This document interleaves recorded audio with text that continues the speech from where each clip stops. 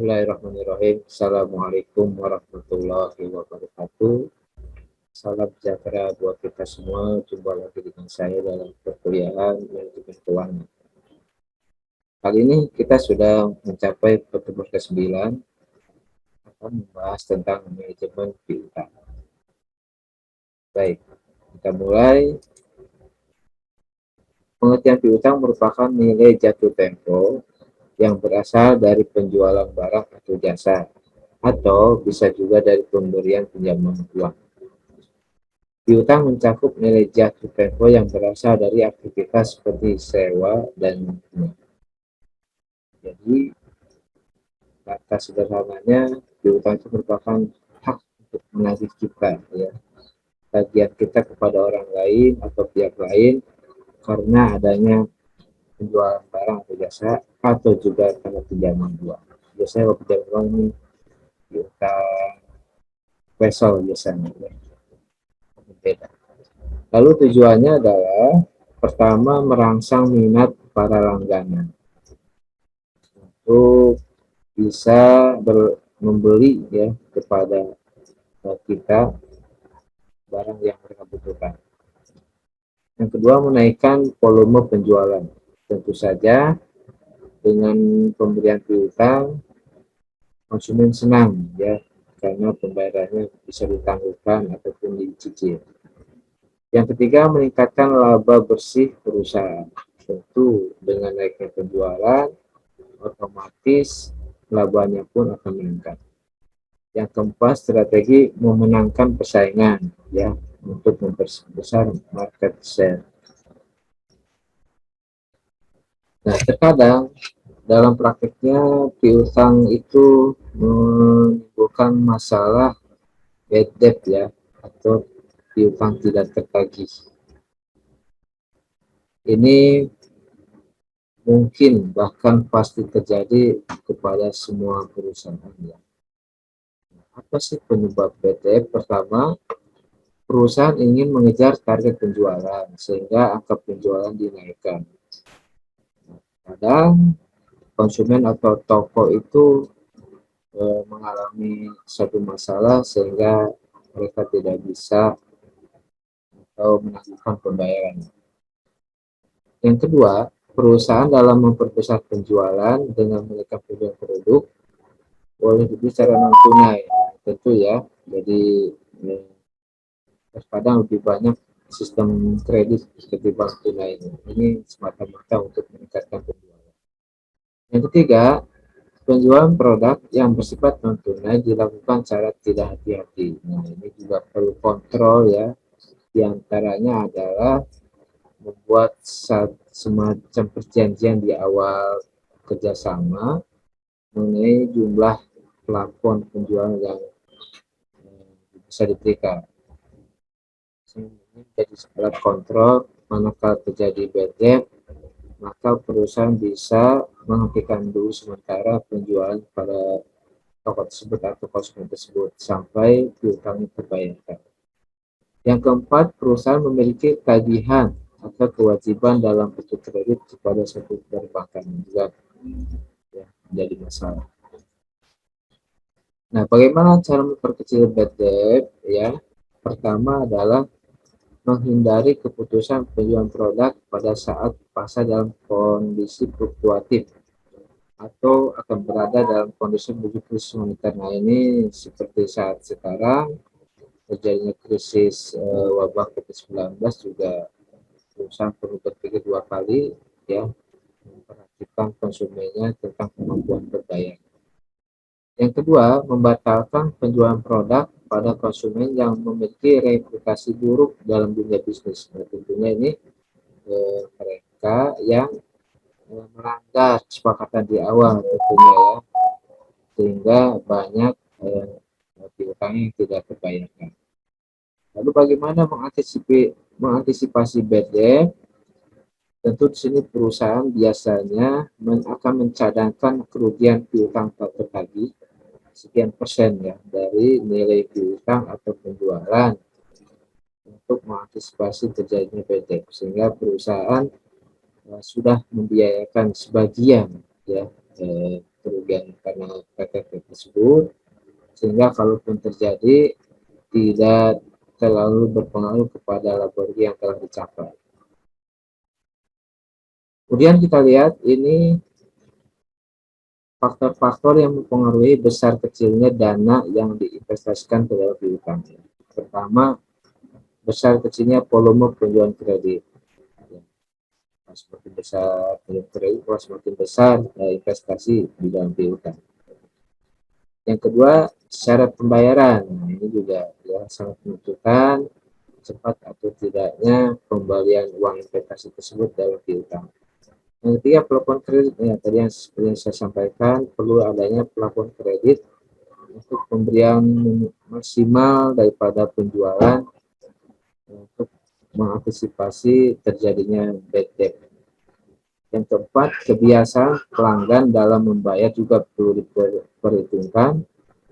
Kalau dia semakin lancar bayar, maka semakin besar kepercayaan dalam pengambilan barang atau penjualan. Yang kelima, kebijakan dalam pengumpulan piutang. Kita lihat ini dalam pemberian kebijakan kredit kepada konsumen ataupun toko, ya, perlu memperhatikan 5 hal. Ini juga berlaku biasanya dalam perbankan, ya, dalam pemberian kredit. Pertama, memperhatikan karakter atau sifat konsumen, ya. Lalu kapasitasnya dia mampu atau tidak, tentu ini dilihat dari performa perusahaannya, ya. Lalu permodalannya bagaimana, besar atau tidak, ini juga sangat menentukan. Kemudian kolateralnya seperti apa dan kondisi konsumen seperti hal ini perlu diperhatikan dan ini biasa dilakukan oleh dunia perbankan. Kemudian untuk pengukurannya sendiri, apakah efisien atau tidak, biasanya menggunakan dasar rasio, ya, yaitu ratio payable turnover dan average collection period. Ya, cara piutangnya berapa lama, ya. Semakin cepat tentu semakin baik, ya. Dan faktor penentunya adalah biasanya term of payment-nya, ya. Penentuan jatuh temponya. Semakin cepat TOP-nya, maka semakin baik, ya, semakin berputar keuangan di perusahaan. Baik, sekarang ada istilah cash conversion cycle ini. Apa itu? Yaitu waktu rata-rata antar penjualan kas untuk sumber daya produktif dengan penerimaan kas dari penjualan produk, ya. Jadi ini waktu yang diperlukan, ya, dari penjual secara kas atau tunai terhadap penerimaan kas. Ini dirumuskan cash conversion cycle sama dengan ICP ditambah RCP tambah PDP. Apa itu ICP? Inventory conversion period atau periode konversi persediaan. RCP receivable collection period, dan waktu koleksinya berapa lama. Dan PDP payable deferral period atau periode penundaan piutang. Baik, kita lihat contohnya di sini. Ada manajer keuangan PT Sentosa Sejahtera sedang melakukan analisis pada manajemen piutang yang sudah berlangsung selama ini, di mana hasil analisis terlihat bahwa perusahaan memiliki rata-rata pengumpulan piutang adalah 75 hari dan rata-rata pembayaran utang dagang adalah 55 hari, serta rata-rata inventory turnover-nya atau pertumbuhan persediaannya adalah 96 hari. Maka dari sini kita bisa menghitung cash conversion cycle-nya, tinggal ditambahkan, ya. ICP tambah RCP tambah PDP. 96 tambah 75 tambah 55 sama dengan 225. Kemudian ada soal lain, yaitu untuk menganalisis ekonomi terhadap piutang. Jadi ini dari segi efisiensinya juga, ya. Kita lihat tujuannya ini untuk menilai apakah manfaat memiliki piutang lebih besar atau lebih kecil dari biayanya. Nah, ini juga perlu diperhitungkan, ya. Jangan sampai banyak piutang tetapi biayanya lebih besar daripada piutang itu sendiri, itu merugikan perusahaan. Apabila diperkirakan bahwa manfaatnya lebih besar, maka secara ekonomi pemilikan piutang atau pilihan kredit tersebut dibenarkan atau menguntungkan ya. Baik. Langsung saja kita lihat contohnya di sini. Semula PTA hanya menjual produknya dengan sistem tunai atau cash ya. Nah, melalui penjualan tunai tersebut, perusahaan mampu memperoleh sales revenue atau omset ya sebesar 4 miliar. Kemudian perusahaan berencana untuk mengubah sistem penjualannya ya dengan sistem kredit dengan syarat N/60, artinya ini dalam maksimalnya 60 hari atau 2 bulan. Diperkirakan dengan sistem kredit tersebut penjualannya akan meningkat menjadi 5,4 miliar. Berarti ada kenaikan 1,4 miliar ya. Dan profit marginnya diperkirakan sebesar 20% dan cost of fund-nya 22% per tahun. Nah, ini kita analisa apakah kebijakan kredit perusahaan ini layak secara finansial atau tidak. Jika perusahaan mempertimbangkan untuk memberikan diskon dengan syarat 2/20, artinya dalam 20 hari akan mendapatkan diskon 2%, maksimalnya 60 hari. Bagaimana keputusan perusahaan bila diperkirakan 50% pelanggan akan memanfaatkan masa diskon tersebut dan 50% lagi membayar pada saat jatuh tempo. Langsung saja kita lihat di sini ada tambahan kenaikan penjualannya ya, atau dari sales revenue-nya yaitu 20% dari selisih penjualan dengan kredit dan juga tunai. Berarti 0,2 ini 20% dikali 5,4 dikali 4 miliar ya. 4 miliar menjadi 280 juta. Ini adalah tambahan keuntungan atau laba ya. Akibat merubah sistem dari penjualan cash ke penjualan kredit. Lalu ada pengorbanan juga atau biaya ya. Di sini kita lihat perputaran piutangnya adalah 360 bagi 60 hari menjadi 6 kali. Ya, kemudian rata-rata piutangnya berarti 5,4 miliar omset penjualannya kredit dibagi 6 ya, sama dengan 900 juta.